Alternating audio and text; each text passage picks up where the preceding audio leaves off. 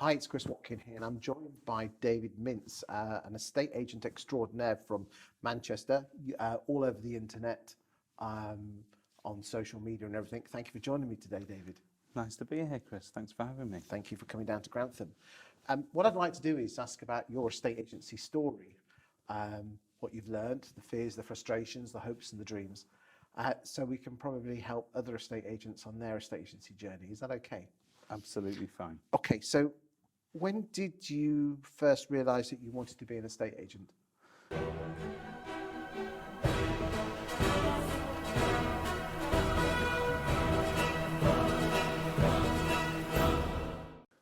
I didn't. Like most people who ask this question, I'm going to say I fell into it by accident. But estate agency was my first after-school job at the age of 16. Okay.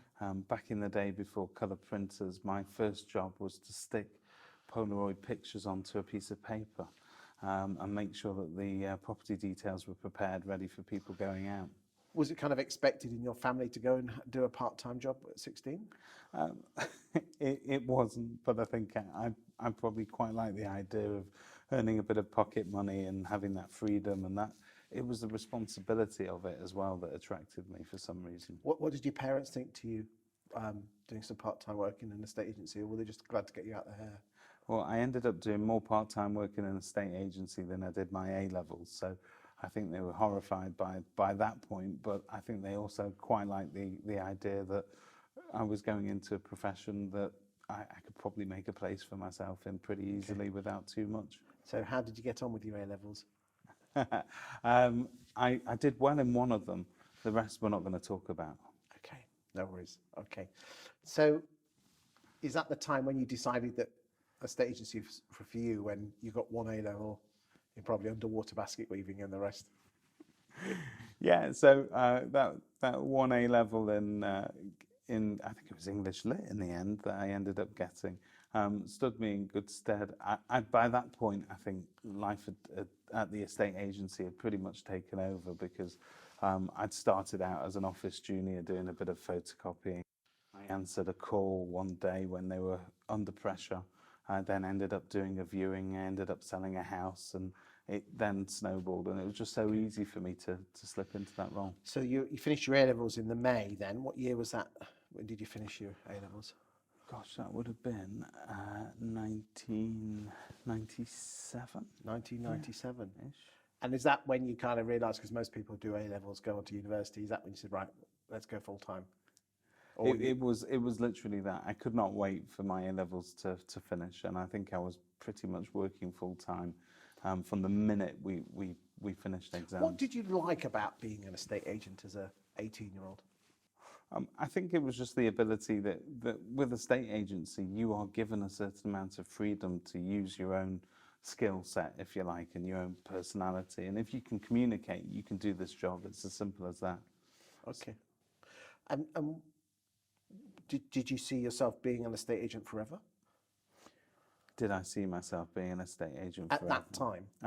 At that time, I didn't know what the future held. I was promised the lovely dream of a BMW 3 Series at the time. That was dangled before me. I never got it, but it was always promised. And I thrive off responsibility. If you give me a job and say, David, that's yours, own it, do it, I'll go and do it. And I think that's really what my first boss ever, if he gave me something, it was that. It was enough rope to go and hang myself within the context of agency. And did you make any mistakes in those early days? God, yeah, loads. And I think that's the only way that you can really learn. Is you need to make those mistakes. You need to understand that you cannot talk to everybody in one way. You need to change that. You need to be able to tone it differently with different sets of people. So how long were you at that firm for then? I was at that firm for probably getting on for 3 years, yeah. So is that 3 years from starting your A-levels or at the end of the A-levels when you were properly employed? So it was, up until about the millennium. I remember that happening whilst I was there. And at that time, I'd done 3 years. I looked around, and my peer group had vanished because they were all at university getting on with their lives. When they came home, they had these fantastic stories of all the sort of nights out and the girls and whatever it is that people get up to when they're younger. And I was pretty much as I am today, a grumpy 40-year-old man that works in an estate agency. So you were just a grumpy 20-year-old. I was, basically. And I then decided that it was time for a change back then. And then I went and just hit the pause button, and I chose at that point to go and do university. Okay, so where did you go? So I actually travelled across the world to the Middle East, and I did my degree in English literature 2,000 miles away. Because I believe you're part of the Jewish faith. So yes. So was that a conscious decision that you wanted to go back? It was. So yeah. So I suppose ask anybody who's Jewish, and they feel some of their roots are definitely in the Middle East, in Israel. Yeah. Are you glad that you spent 3 years or 4 years in? Yeah, 3 years. Yeah. Okay. Did that change any aspect of your outlook in life? I think so. I got to meet people from all over the world, basically. It was a bit of a melting pot of people from different backgrounds and different belief sets and so on. And that's something you're not going to find in Manchester, working in a provincial estate agency. But I would come back every single summer and work in that same estate agency that I'd left. And basically, when the manager had their 2 or 3 week break in the summer, I took over, managed the estate agency for August, went back, and so I kept my hand in the game throughout. When you'd finished your degree in Israel, did you know what you wanted to do then, or was the call of the for sale board so strong that you were brought back? You know that saying, life is what happens when you're busy making other plans, right? So I don't think, my wife we got married during that period of time, so just towards Did you meet her out? I met her, in university, yeah. Okay. So is she British or? She's from Germany originally, okay. yeah. So there you go. So I called, and we actually met in a history class about the Holocaust. So when I picked up the phone to my grandmother and said, met a German class in my German girl in my Holocaust class, she absolutely dropped the phone, and it was one of those moments. But I met Miriam out there. We got married, and she completed her degree, her master's degree actually, in King's College London, and that dragged me to London. And at the time, the only imperative that I had was to make money, and I had to do it the only way that I knew how, which was estate agency. So I went out that same day that we arrived and found a job working at an estate agency in Islington. Good stuff. What year was this then? This is 2004 at this 2004. stage. So the housing market was flying along quite nicely in London. Yeah. Was it good to be back? It was weird. I was like a fish out of water because I had no connections in London. It amazed me that I managed to get a branch manager position off an interview like that. But I think I was just the right person at the right place at the right time. The company that I went to see had gone through a number of different branch managers, and none of them were the right fit for the job. And how long were you there for? I was there for a year. Because your wife's master's was a year. Yeah, so well, I was there for a year before I was poached, and I then ended up doing a further year at an agency in Golders Green in northwest London. Yeah. Okay. Had your wife finished her master's by this point? She did. Yeah, it was a 2-year program, so we got to the end of that. Yeah. And what happened then? So a year in Islington, a year in Golders Green. So I never worked so hard in all my life as I did in London. The lifestyle and the work ethic is very, very different to that you'll find in provincial estate agencies. Work hard, play hard. Completely. But the money wasn't particularly amazing. There was obviously commission, and there was a very low basic at the time, but it wasn't going to be life-changing. And I think the cost of living in London ate up most of what I earned. So when the original agency that I'd worked at in Manchester reached out to me, and they had kind of fast forwarded all those years later, They'd grown, they'd merged with another company, and they needed a little bit more leadership. They called me down to Manchester, which was a great feeling to be poached like How that. did your wife feel about moving back up to her husband's hometown? She had mixed feelings at the time because I think she quite liked the cultural aspect of living in London. And Manchester at that time was very, very different. And, you know, we got to move closer to my family. So this was 06, 07, just before the crash. This is, yeah, just then, yeah. So, and it was literally, yeah, 2006, about that time. And the funny thing about that period of time, 2004 to 2007, none of us really knew that we were living through what would have been one of the best moments in the property industry. We were all pretty much oblivious, just hoping that it would carry on forever. Do you think we've got a little bit of that at the moment in 2021? I think there is a bit of that right now, particularly, you know, the last year that we've had coming out of COVID, if you like. The people that have entered the industry in the last year need to understand that they'll be using a completely different set of muscles this time next year, and they're going to have to learn completely different skills. It's a little bit like shooting fish in a barrel at the moment. Some of us who have got a little bit few grey hair. I mean, I can't see if you obviously One or two here and there. Okay, here and then. there. Obviously, the Grecian 2000 or Grey for Men must be covering those up for you. This is Whaley's personal blend. Is it? Yeah, yeah. Everything's false. You must give me the recipe. How did you went back to the firm, but I know you've been in your own estate agency now for 10 or 11 years. So Yeah. what made you decide that you wanted to become an your own agency? It wasn't my choice. So come to sort of December 2008, to say that the property market stopped, it was like we were undertakers and people had stopped dying overnight. Mm-hmm. There was nothing. Remember it. There was nothing like it. The phones just stopped ringing. Houses just disappeared off the market. Everybody decided that it was game over. There was just this palpable state of shock everywhere in the market and in every company that you spoke to. And so the company that I worked at had to contract pretty quickly. And so they had to get rid of some of the highest earners because that was their highest payout on a monthly basis. And so there goes me. And at the time, I thought about setting up on my own. I thought about going into commercial property because that was something that I'd done. But in the end, I ended up going to work for a property management company just to get my head down for a year or so until I could work out what to do next.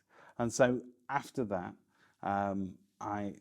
my business partner at the time at that agency had approached me and he said, look, you know, I'm dying to get into a estate agency. There are opportunities now. This is the property management firm. Well, this is after the property management firm, yeah. Okay. Yeah. So I left the property management firm to go with my new business partner, as it were, then. So who was the business partner? A chap called David. Yeah. Oh, right, just someone that you just... So you basically, I'd built a rapport with a particular property investor. He was a restaurateur once upon a time, and then he turned property investor. And I think every property investor's dream is, oh, you know what, we'll start an agency because that'll be a great place to find opportunities. And it seems like such an easy game. just whack it on the market. It just flies out the door. I think he very quickly understood in our first year, and only 2 or 3 months into it, actually, I remember having crisis talks that this really wasn't what he had envisaged at all. I think you cannot build a reputable estate agency brand and also use it as a fertile ground for finding your own investment properties. So that wasn't what it turned out to be, but he was perfectly happy to carry on running the agency the way that we wanted to. And so that was, we'd taken over an agency that had been family run for about 32 years at that point. And what we were buying was integrity, which was really hard to find in our industry, as you know, particularly at the time. So it wasn't particularly interesting. the business. It wasn't particularly sexy or modern. It was the sort of place that your grandparents would have bought their first home from. This was in Northwest Manchester. This was in Northwest Manchester, yeah. Okay, so you set up your agency, what, in 2010 then? No? Yeah, Okay. October 2010. So what were those first few years like? So it was exciting. Surely you must have had some fears about setting up your own estate agency. Well, I was a wage slave at the time, so my mentality, I actually turned down the opportunity to go into partnership with my partner the first time around.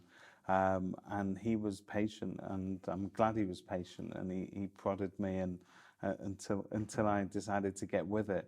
It is very difficult to wean yourself off that sort of steady paycheck version of your life, and then to go on to something which is a little bit more entrepreneurial. We took a very old-fashioned agency. I'll never forget turning up to that agency to sign the papers, actually, when we were buying. And I sat there waiting, and I observed one of the members of staff on the phone, and she picked up the phone. She went, "Yes, number 2 Gardner Terrace. How many bedrooms? Just one moment, please." She put the phone on the table, and she walked across the other side of the room to the filing cabinet, took out the particulars, 3 bedrooms, put it back in, all the way back to the table, picked up the phone. "Yes, that's 3 bedrooms. Does it have a garden? Just one moment." And she did the same thing 3 or 4 times after she came off the phone. I said to her, "Irene, why didn't you just use the computer in front of you? You could find the property record there." She said, "Oh, no, the computer's for writing letters." So that was the sort of mentality and the kind of agency that we'd bought. And so we needed to bring it kicking and screaming into a new world, which we did. And that was very exciting. But basically the fact that you were a wage slave was the thing that kind of made you think, "I've got to do this." Surely you must have had some fears. You have a responsibility to put food on the table. Yeah, I think it's probably one of the scariest things that you'll do is when you decide that you're going to put your name above the door, not just in terms of the financial repercussions, but it's also in terms of the responsibility that it carries for you. It's very easy to be a manager working for somebody else. I think that's always the easiest way. So how are those first 5 years? They went by like that for a start. Quickest 5 years ever. We grew a brand, so it was an established brand, but we needed to refresh it. We needed it to make it the sort of place that young people would start to buy and sell houses with as well. So we took this brand, we rejuvenated it. We did that by, we put in modern systems in place, and we updated the brand and the logo, but we also decided to inject a little bit of humour, bit of tongue-in-cheek humour into all our adverts, and that really became a bit of our USP in terms of getting into people's minds locally. But we grew rapidly and very quickly. We were the market leaders in our pocket of Manchester. Good stuff. And is your business partner still with you in the firm at this point? Yeah. Okay. Yeah, absolutely. So let's talk about the last 5 years. If you don't mind me saying,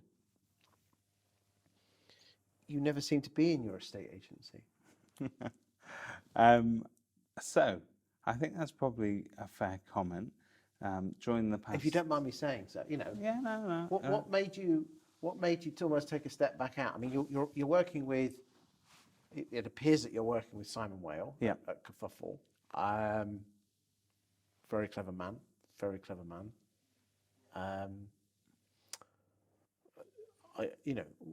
What was your motivation? I mean, how old are you now? I am now 40. Okay. Yeah. What was the motivation of almost, well, not taking a whole step outside the industry, but it appears, if you don't mind me saying, that you've always got 2 feet and two camps. Yeah, a bit of a sidestep. So I think.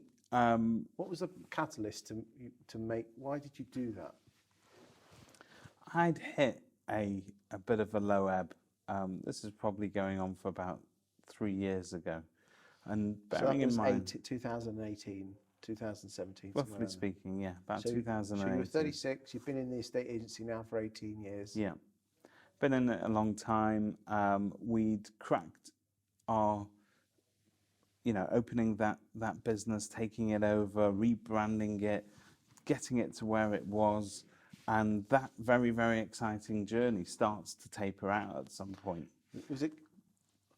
I mean, a lot of agents at this point will blindly just go and open a second office. Yeah, we never really expanded in that way, and the reason that we never expanded in that way is that the way we operate our business, and it's still that way today, is that we're extremely hands-on, and we're extremely, I wouldn't say we're micromanagers, but we take an absolute avid interest in what happens in the business so that we know what's going on at any one time in all the departments of the business. So for us to expand that would mean either we needed to find a way of cloning ourselves.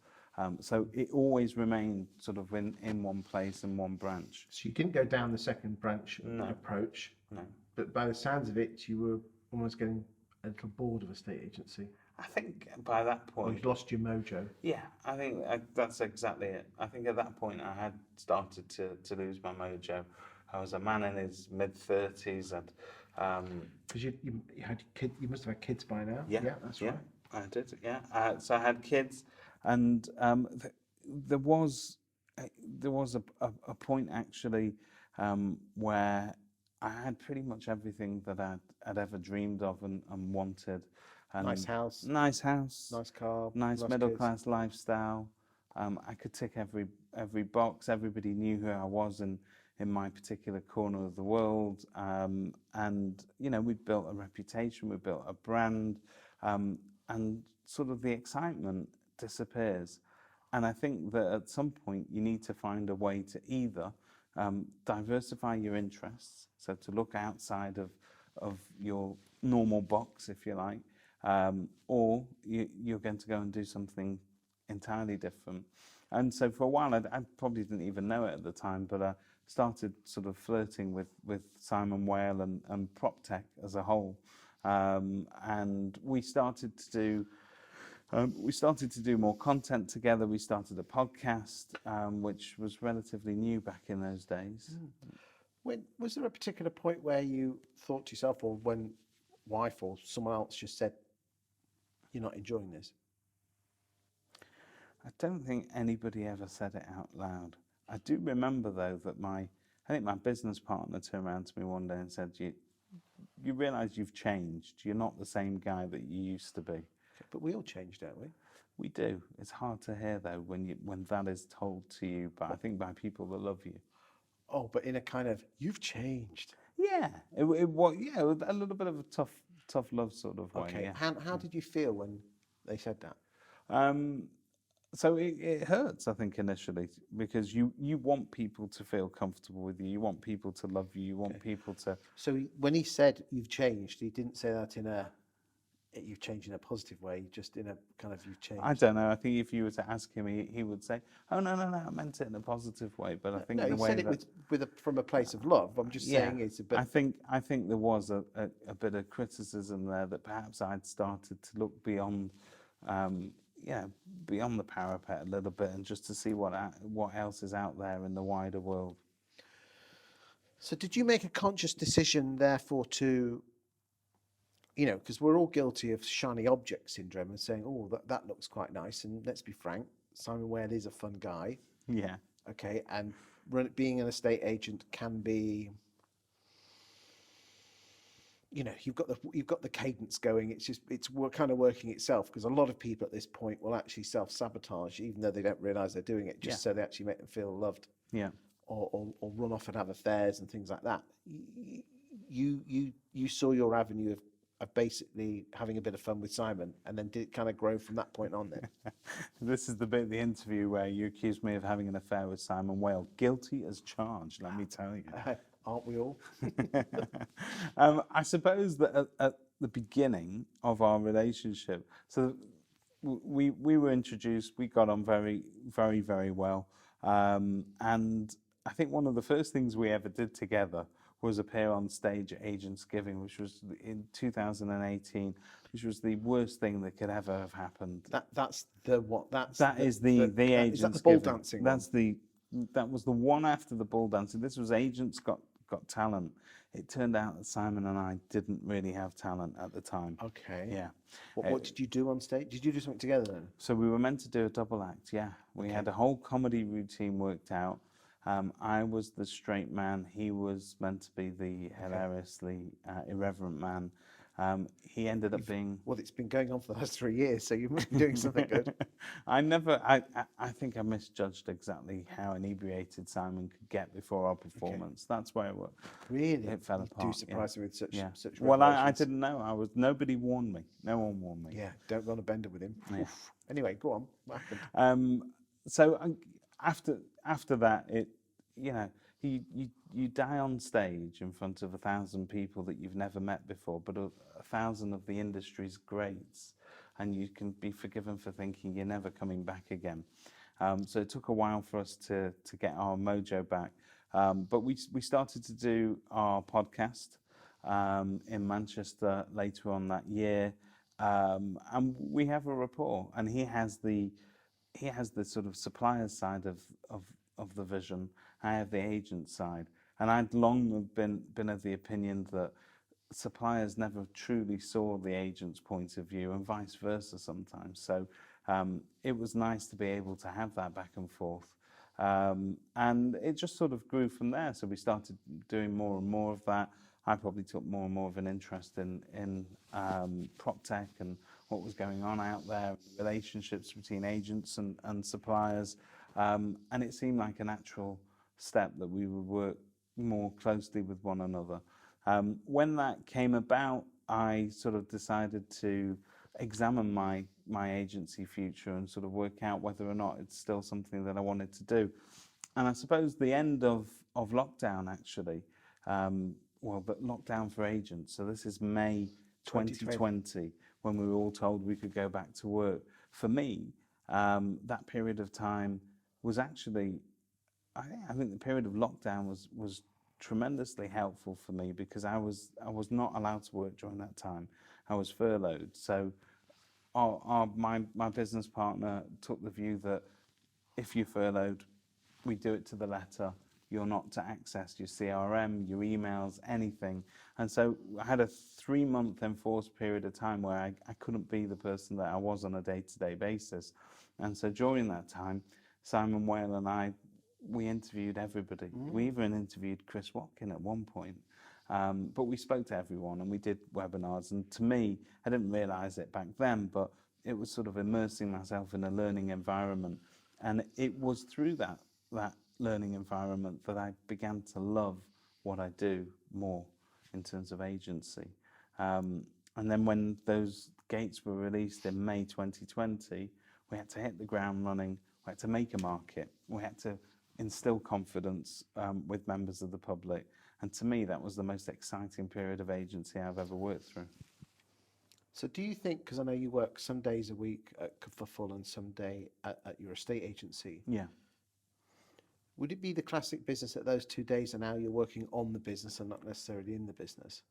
A little bit, yeah. A little bit like that. Because you are quite famous for your videos and doing the way you market your estate agency, Normie & Co, isn't it? Yeah, correct.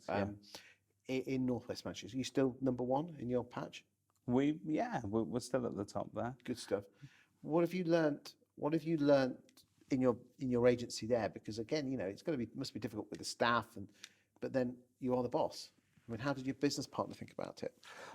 So I think the writing was on the wall for a while. I think that we'd both seen that my interest in things outside of work, although they were completely allied with our business. Okay. So because prop tech and estate agency should go hand in hand, Yes, and they do. But he obviously saw that had grown. And I think after working together for 10 years, we respect each other enough to be able to sit down, have an adult conversation one day that goes, maybe this is something that you owe it to yourself to explore a little bit more. But on the other hand, you can't just walk out on something you've spent 10 years of your life building, particularly where it's your face is the face of the business. Yes. So if you were to sort of extract that, all of a sudden you have an issue. So and video and your guidance and others like you have made video very commonplace. But one thing that does is it sort of beams you into other people's living rooms on a daily basis. So you are no longer just, you know, an estate agent. You're the guy from the videos. You're the guy that sells houses. So it's once you've done that, it's hard to go back on it. With your time at Kerfuffle, who's impressed you that the guys and girls out there in estate agency you've gone, wow? Do you know who I'm most, you know, one of the greatest advocates for our industry? It's also topped by him being an extremely nice bloke as well. But on a day-to-day basis as an agent who also has a foot in both camps, is Christian Byfield. He will routinely just call me from time to time or message me to see how I'm doing. No agenda other than he's just being a nice guy and he's just throwing an arm around you. I think his take on the market is great. I think what they've built there at base is superb. If you look at what they've done at the depository, it's also, you know, it's market leading. And I think the solutions that are built by agents for agents are some of the best solutions that we have. Anyone else? Yeah, I think as a constant, pretty much now for the past sort of 5 or 6 years, if I were to say I had a mentor, it would probably be Stephen Brown, who everybody loves and everybody likes. He really is the nicest man in the estate agency. He is the nicest man in a estate agency, but he opened my eyes, and I think he opened the eyes of a lot of people like me. He has a mastermind group, and I was invited along to that. I had no idea what a mastermind group was. The notion of working with other agents was something that was absolutely alien to me at the time. You've got to understand that, and I know you understand it better than most, that estate agents have an extremely paranoid mindset when it comes to competition. And if you were to tell me at the time that, don't worry, these guys have agencies on the other side of England and they'll never compete with you, I would still regard them with suspicion.